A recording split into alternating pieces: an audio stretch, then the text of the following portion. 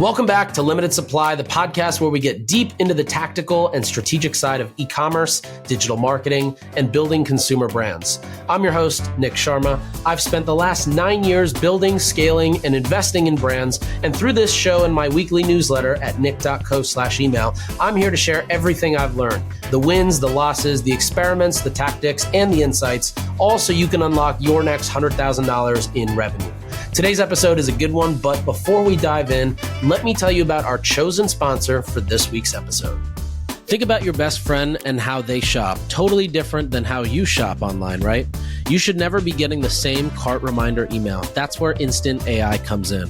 In the last few weeks, Instant rolled out AI flows for over 500 brands. The momentum is crazy, and one of my favorite brands tripled their email revenue in just 60 days. That's one of hundreds of wins they've had so far.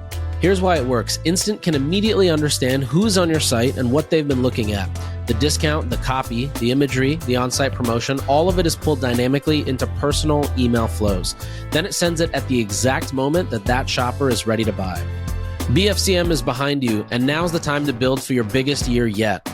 Old and lame retention emails are so 2025. Book a demo by December 31st and get 50% off your first 60 days at instant.one/Sharma and set up your brand to dominate 2026.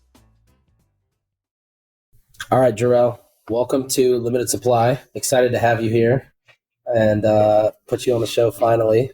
Before we get into all things D2C, retail, e-commerce, etc., can you give everybody just a quick background on who you are and what you're doing today? And, maybe one of your side quests too. First of all, thanks for having me, Nick. I have been reading this newsletter and watching this podcast since I literally started marketing officially at my first agency.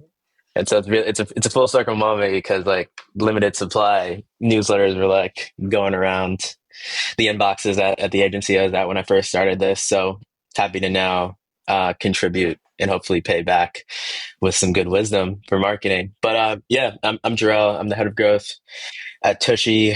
I would define myself as like an obsessive growth marketer and operator.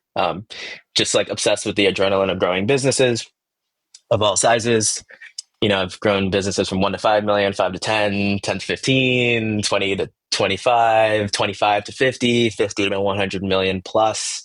And the challenge is never the same. And I think that's the fun part of like the puzzle of growth. So yeah, that's me.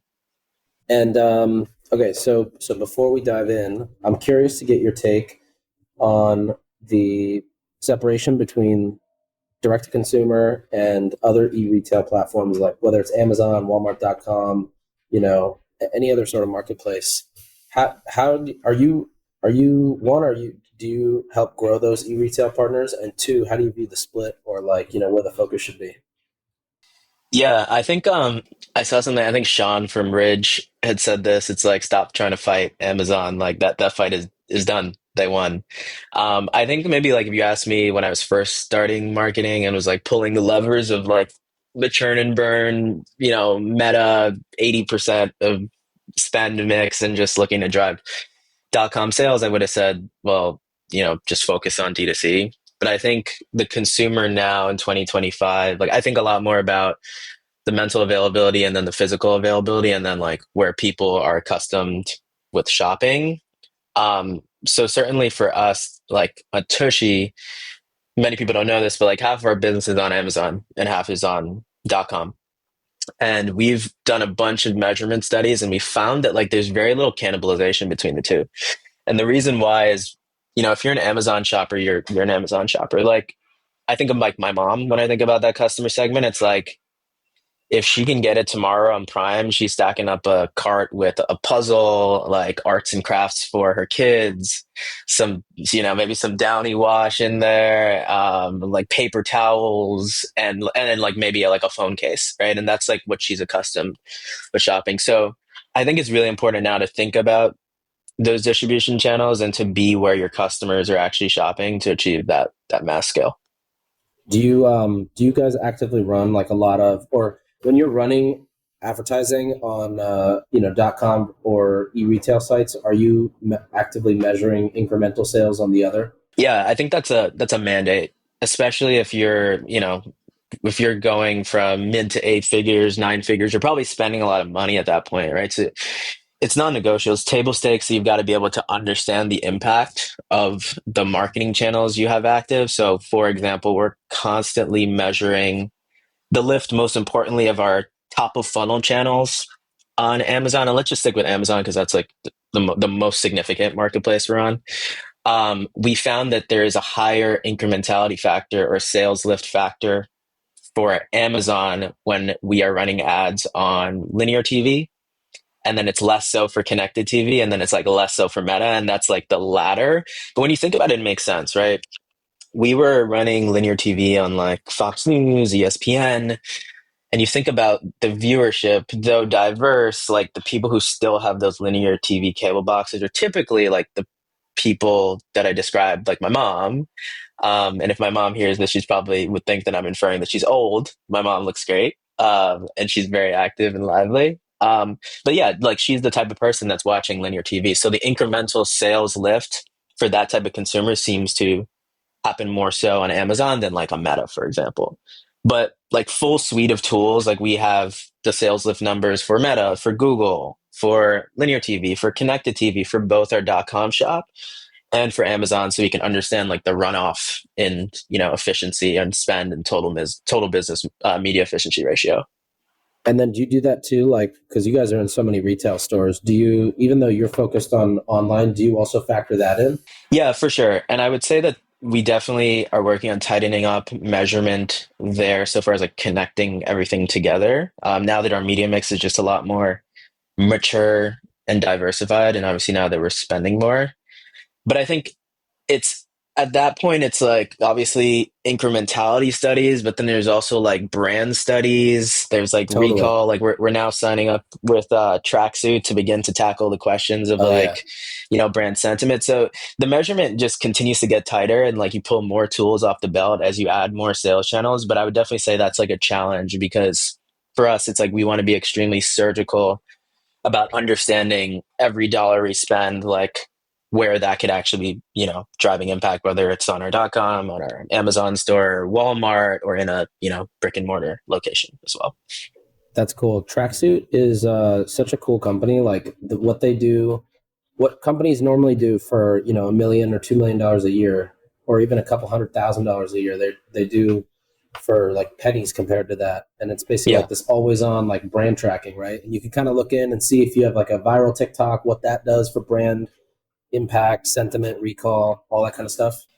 Yeah. And it's going to make us so much sharper because it's not like we haven't been measuring it, but you basically try to use proxies to get to the same type of conclusions that they're making, probably with way more speed and accuracy. Like we've got obviously the main culprits. We've got Meta and we've got Google, and then we've got the AppLovins and the TikToks. Then you add like Amazon ads in there. You add connected TV. You add linear TV. Then you add TikTok shops now, and then you add our product seeding program, influencer send out, viral Instagram videos. Our organic social is pretty is a well-oiled machine now, and definitely creates lift. So you add all these different variables, and it's like you do need advanced measurement at some point for that part of it. But like for people who are watching this who maybe are not at the stage of like signing up with a tracksuit or signing up with an incrementality partner, like a quick way to start that I'd recommend is like if you can figure out a way to track your branded search volume,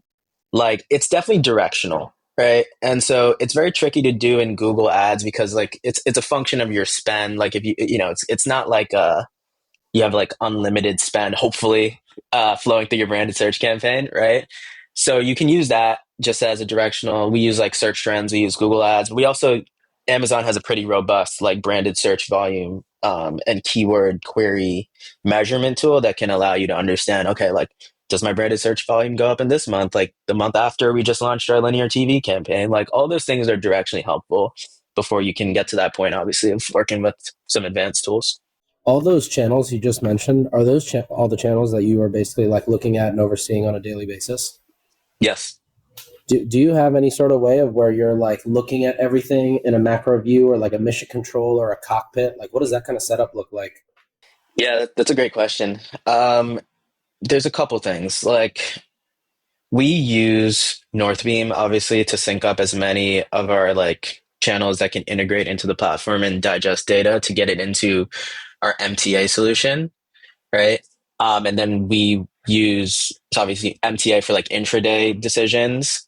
We use MMM for more of the funding of different channels, and that obviously doesn't happen on like a day-to-day basis. You need more data for that.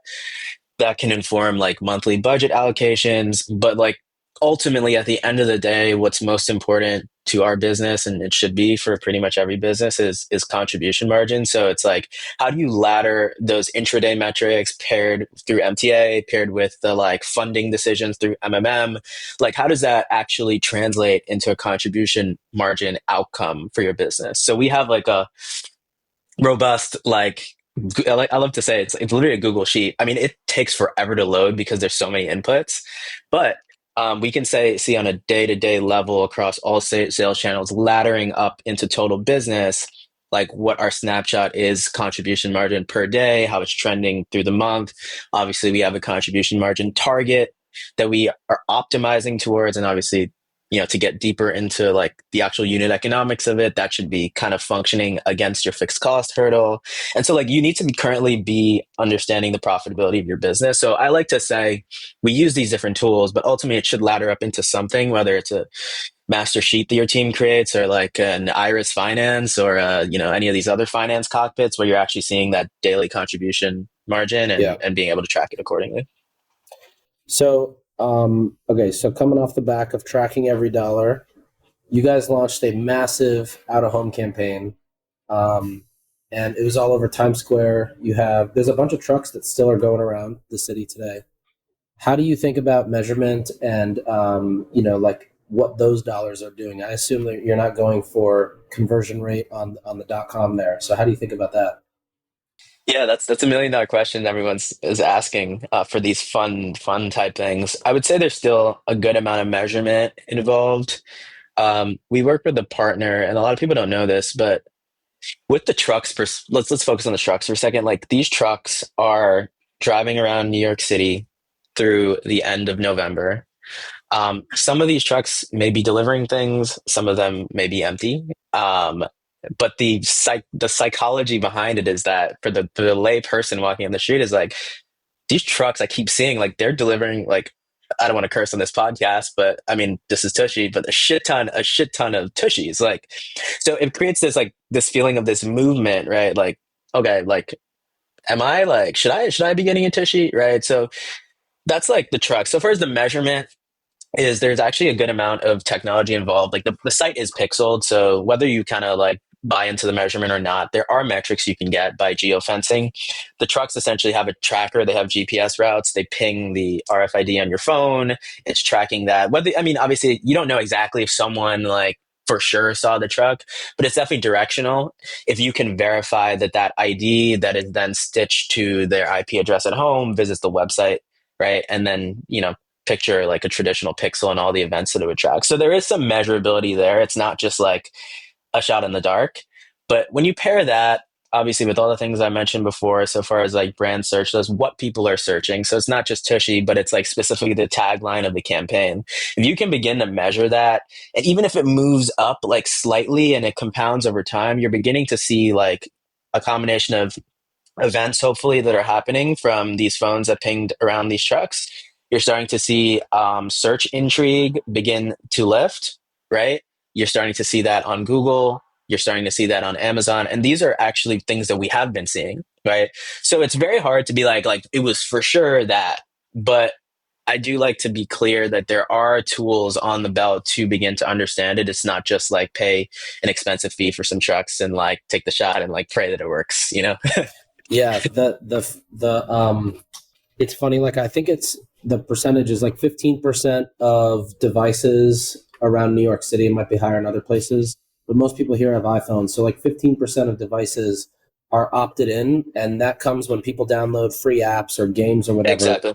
They're selling the data, and so like if I'm on the street and a Tushy truck passes by, you now know the route, and then you can basically pull device IDs based on my video game pinged Yep. something for whatever, and they're all selling the data. But that's how it works, and it's crazy.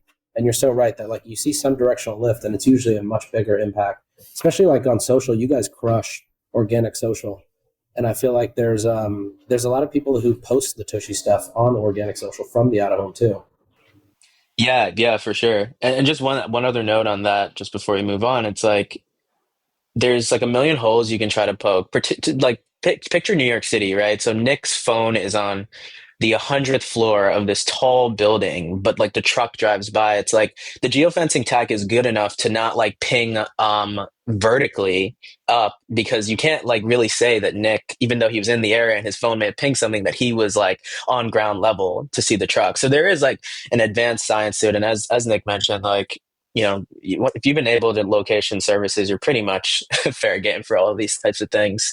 But yeah, to move on to the organic part, like you want to create these remarkable experiences so that there's a talkability around it, and that is really the fuel of Tushy. It's such a, like, if you remember, like, well, not if you remember, but like you're having a very challenging conversation where you're trying to convince people to clean their butt better when they're used to cleaning their butt one way for like 20, 30, 40 years. And it's a very challenging mission, and it's often taboo because you're not really talking about what you're doing in the bathroom all the time. It's the only way to kind of create this movement is to make it talkable, is to create disruption, is to bring these conversations to the forefront. And sometimes you just got to break through the wall and like do the most crazy shit, you I know? think too, like we're so done with this, like, we're for everybody. Everybody come. We're like everybody's favorite. Like I think it's got to be provocative, and that's the only way to cut through the noise, especially nowadays where there's so much content being put out at like an insanely high volume. There's also now so much just AI generated content that is flooding platforms too. The only way to cut through the noise is to say something provocative that's going to get people to stop. Yeah, what's more human than like taking a shit? Like, Yeah, it's like exactly. at least AI hasn't gotten there yet, hopefully. I'm sure it Yeah, can, but it's a very human experience that you're trying to like make more palatable for people to yeah. understand. Yeah. And then can you leverage like the out of home stuff? Do you guys leverage it anywhere else? Like a social, I assume you do. Is there anything you do with creators? Is there anything like does your retail team go and try to leverage that? Does the influencer team try to use that to go get bigger influencers? Like are there other ways that it gets leveraged there? Yeah, luckily, like we have built up many people don't know this, but like Tushy's been around for 10 plus years now. There's a lot of brand equity behind the name. And like as a growth Mm, marketer, and I've worked in projects that had like zero brand equity, and it's just like dollar in, dollar out Facebook, like dialing up like low AOV products and just gamifying meta.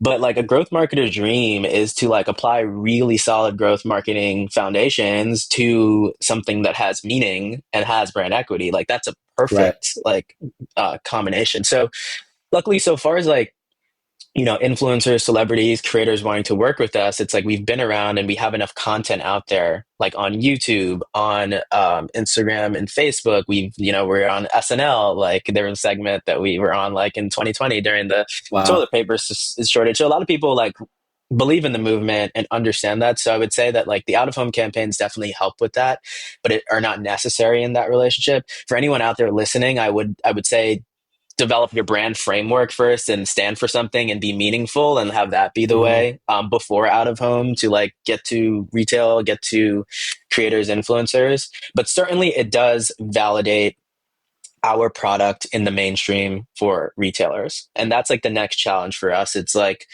when you want to get into a bunch of doors and national retailers, they want to know obviously that you've got a brand, that you've got a community, that you've got loyal shoppers, that some of them will even ask for your TV records to see if you're airing Wow. nationwide campaigns. A lot of them want to know that you're big enough to support these stores, regionally, right, with out of home. So it certainly does matter. And having like a really talked about campaign can be that, step into the door for many people to validate their Right. concept to those retailers. Yeah, that makes sense. Um, I feel like another thing that's so interesting about Tushy that like enables you guys to do so many of these things is your creative production is always next level. Like there's never a bad looking photo or video, or the product's never, set up the wrong way. Like everything is so meticulously done on the creative side. Does that like, compared to working with brands in the past where maybe creative isn't such a front thought, is that a game changer from a conversion and a storytelling and like a UX standpoint? Yeah, and I would give all credit to our amazing senior director of brand and our senior design director. Like it is a very interesting. I think I talked about this in another segment on a different podcast, but like brand and performance is always like this weird, Mm-hmm. like it's hard to have a good relationship because like, from growth, whatever I want the next best thing that's going to drive X amount of lift in the ad account, unlock this new audience, allow us to scale. Like, and it's like, I don't care if this is like an ugly ad or like a super premium product render.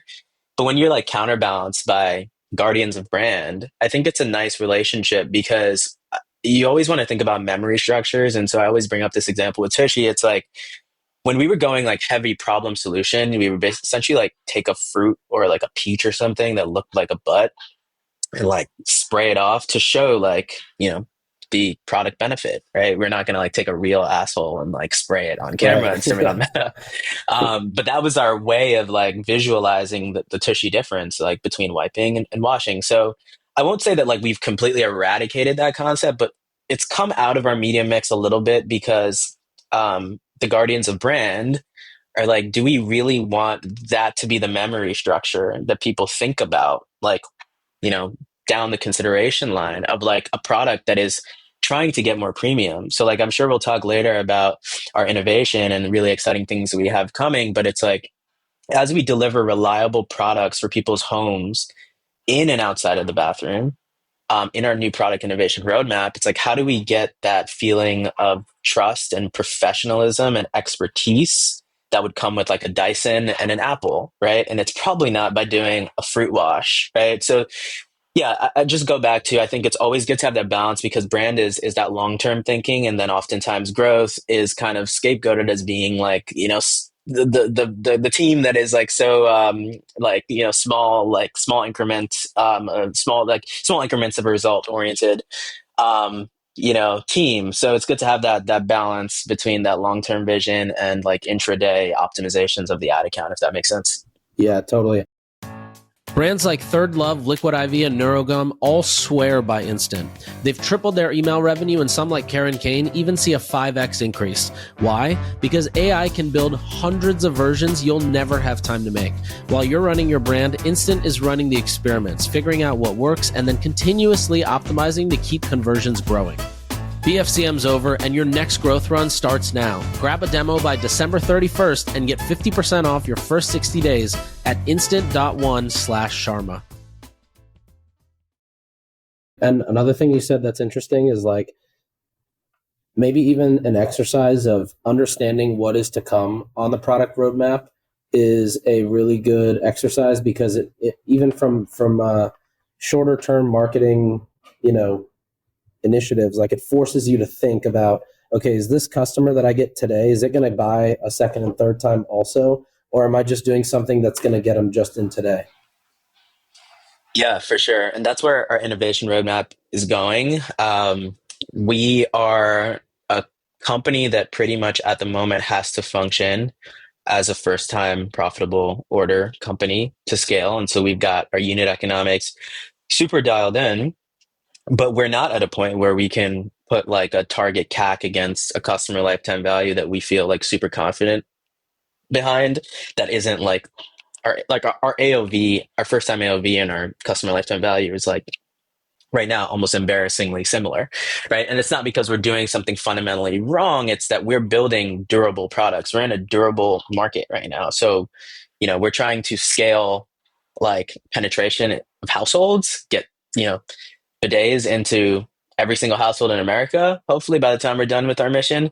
And like the excitement around the opportunity is that only like 7 or 8% of homes in the US have bidets in them. So if you're looking at a growth equation, it's like if we can continue to, spearhead this mission of like washing, not wiping, and having this cleaner solution, like theoretically, we could just continue to penetrate as a durables company against the rest of the market.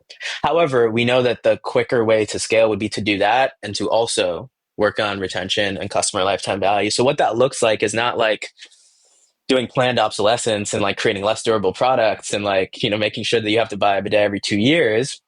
It's continuously innovating our bidets, obviously, but also adding in other products to the portfolio. So we've rolled out in the last year, well, we've always had bamboo toilet paper that's 100% unbleached, 3-ply. It's pretty impressive. We rolled out our scents collection last year. We've got toilet sprays and room sprays.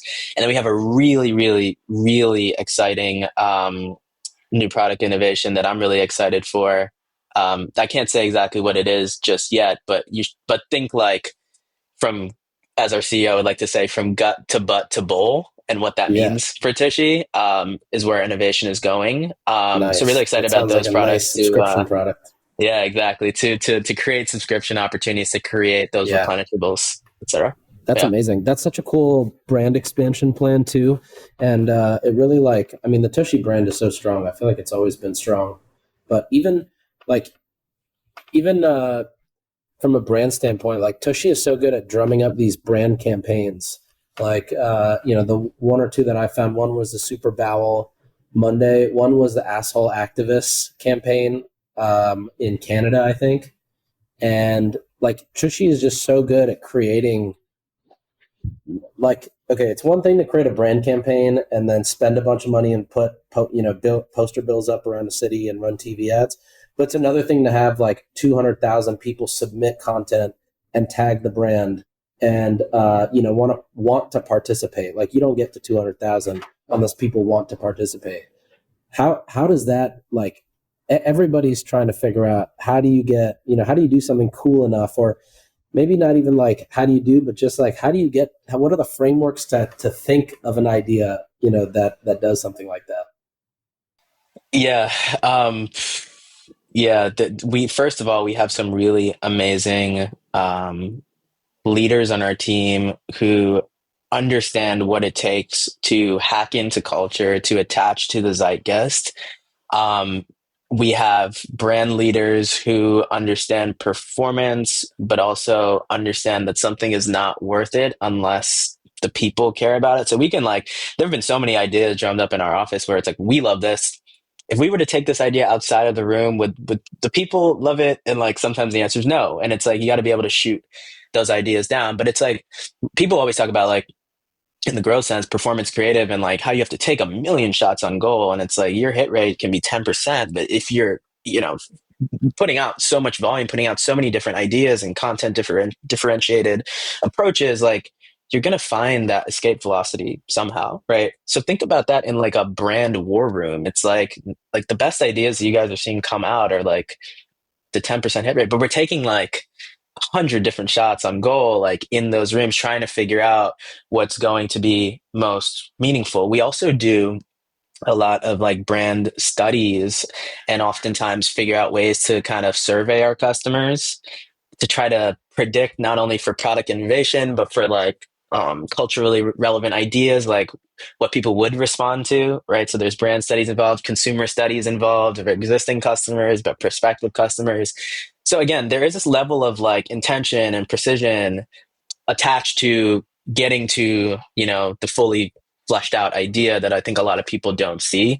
But the answer to your question is, like, you've got to be able to, climb all those rungs on the ladder before you get to that point. And hopefully at that point, what you're delivering is talkable, it is remarkable. And we always use like shareability as a metric that we value, even in our ads manager.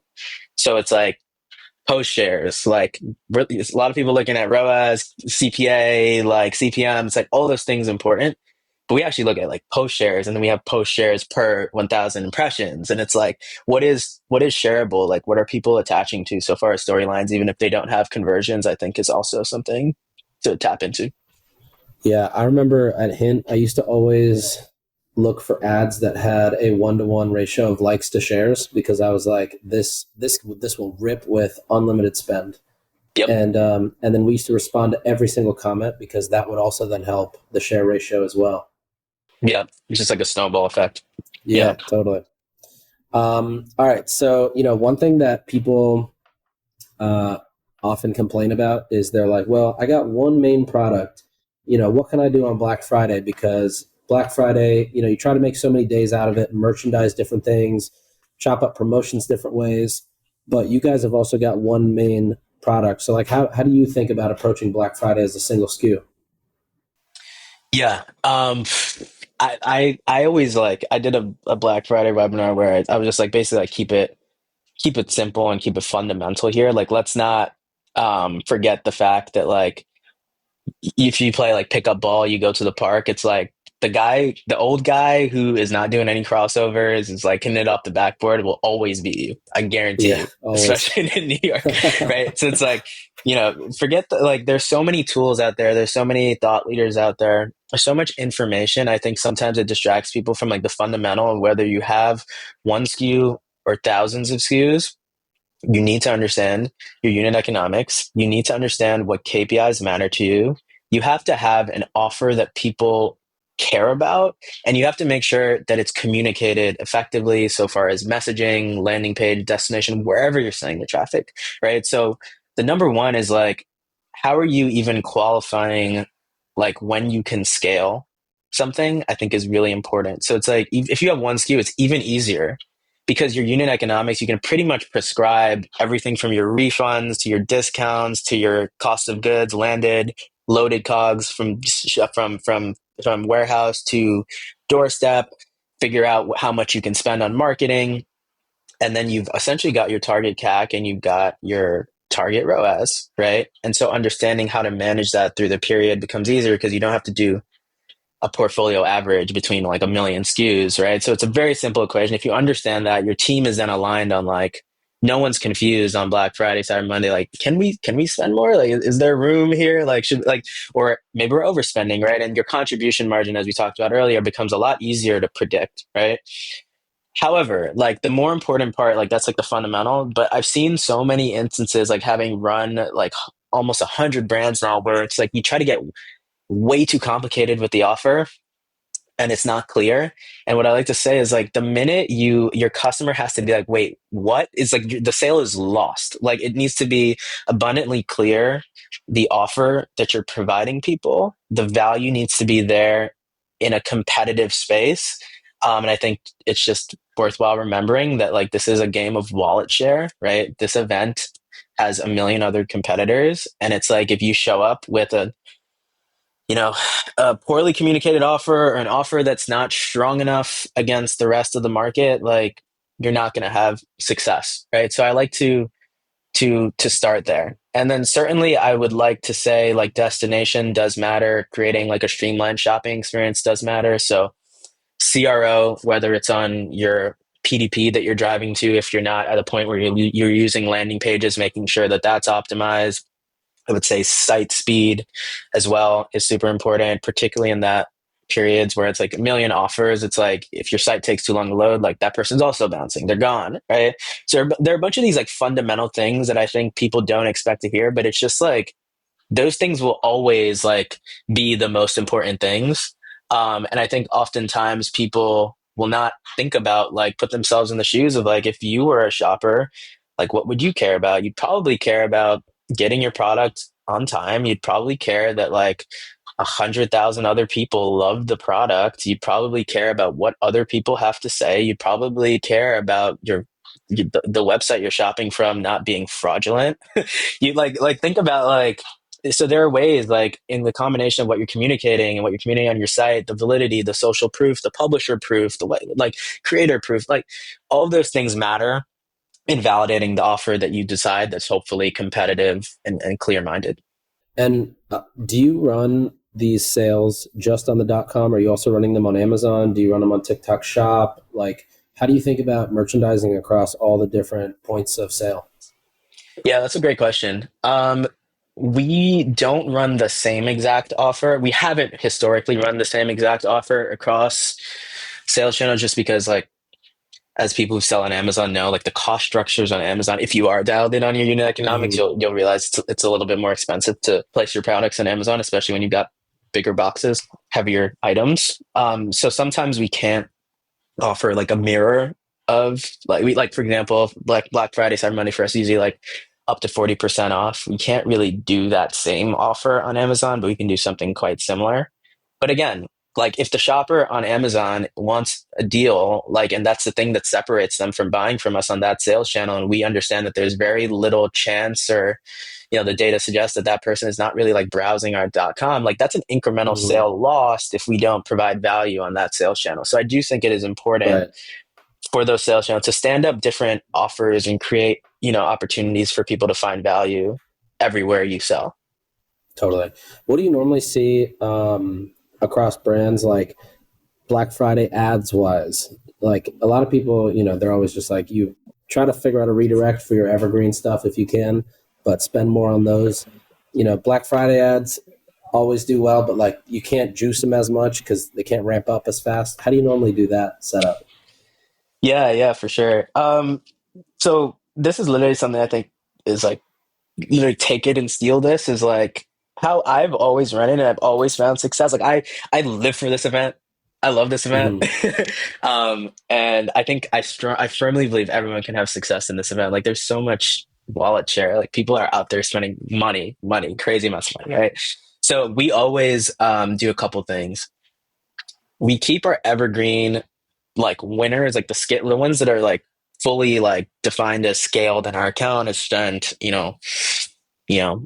multiple thousands of dollars, like we keep those running as is, because the reason why is because those things are gathering these learnings, but it's not like when Black Friday starts that like customer education and like problem solution and all the like fundamentals of like what is sticking with people like goes out the window, and it's just like Yeah. you know so I think there's importance of like continuing that momentum with that communication stream, and typically you'll see is like those ads, the performance of those ads will lift regardless of if they're communicating an offer or not, right?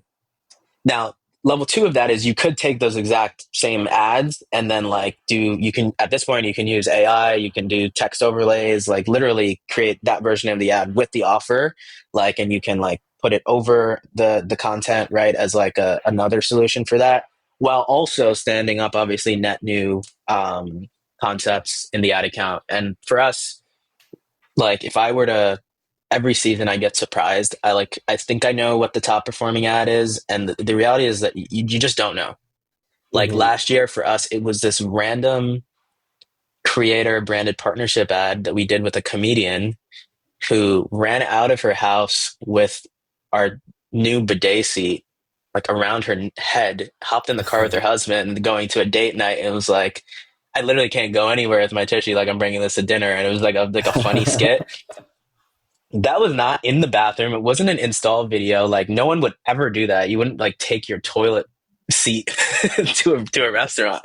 But it communicated this like feeling of like it was like brand centric. It like was the funny Tushy that people remember. It showed how important the product was to the Hmm. consumer, so much so that when you leave your own bathroom, you're like you wish you had it, right? And obviously the offer was there, and then she was like, this is 30% off today only on hellotushy.com, and Yeah. like that was it. So like when I say, I guess to be more succinct, is like keep what's working running in your ad account, whether you're running it as so or adapting it for the offer, but always make sure too that you are covering all bases on the types of content that is going to give you like what I like to call horizontal scale in your ad account, right? It's like you got to be doing the whitelisting, you got to be doing the branded partnerships, you got to have those branded statics that have the big text that say up to whatever percent. You Right. got to have videos. You got to diversify formats enough so that people are not seeing the same thing over and over again. That the right content is connecting with the right person. Like there's a million reasons why you want to diversify there, but that's really the playbook that we've seen obviously really work, particularly on Meta. Yeah. Hmm. Amazing. As we wrap up, one, you got to come back because there's so much other stuff we didn't even get to today. Yeah. But two, what's your like Q4, advice for founders or growth marketers who are going into Q4? Like anything you'd say or words of wisdom? Yeah, I would probably go less tactical with this and more like mindset. It's like, Hmm. and I think I talked about this on the operators pod as well. It's like, this is like this is like the Super Bowl and you want to be Tom Brady. And I say that as a Jets fan. Like you want to be a killer. You want to have your game plan and you want to be able to execute it. And a lot of that, I think I've seen a lot of founders and operators panic and try to just like, they have this feeling of like, I'm not doing enough. It's just like, let's stand up a net new channel in the beginning of November just because like I feel like I'm looking around and like we're just not doing enough. It's like at this point, you should, hopefully everyone listening should have your offer, like your plan of attack, what your calendar looks like through the rest of the year, all the way through Q5 into 2026. You should have an idea of the channels that you have active. You should be able to have an idea if you're at a level of scale where you need to understand the incrementality of those channels. You understand that, so you can understand how much you can fund these channels during these high tide periods. But beyond that, it's like you need to have the mindset to be able to keep like this inner peace in such a chaotic time, right?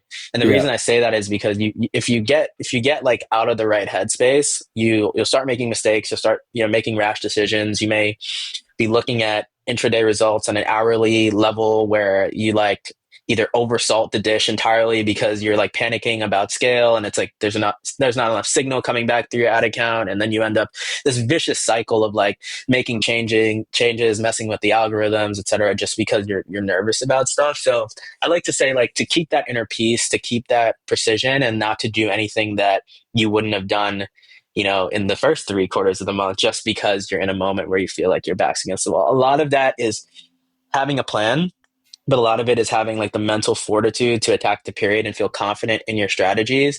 And then the third is, I like to say, is like, Nick knows, but I do a million other stuff outside of growth. Don't let that knock you off your habits. It's like at the end of the day, it's like, I know every single Black Friday, I've crushed every single Black Friday I've done. And at every single Black Friday I've done, I've gone to Miami the first week of December and I'm on a beach. And it's just like, that's my thing, So I would say, stick to those routines, do the things you love, and make sure that you're keeping that balance between the two, because the best you as a Black Friday operator is going to be the best you that's enjoying all the other stuff that you love in your life. So I'll leave with that last non-tactical note. Amazing. but very important. And lastly, where can people find you? Yeah, LinkedIn. Not big on the Twitter yet, but maybe Nick will change my mind. I've got a lot of tips and skills and hopefully knowledge to share. So for now, LinkedIn, and obviously hope to be back on Nick's podcast as well. Amazing. All right, Jerel. Thanks for coming on. We'll definitely have you back because we didn't get to much of the other stuff we had written down, but we'll have you back soon. Thanks, brother. Thanks, Nick. Thanks for listening. We'll be back next time to cut through the noise on CPG, retail, and e-commerce. If you enjoyed this episode, why not share it with a friend? And be sure to subscribe wherever you listen so you don't miss the next one.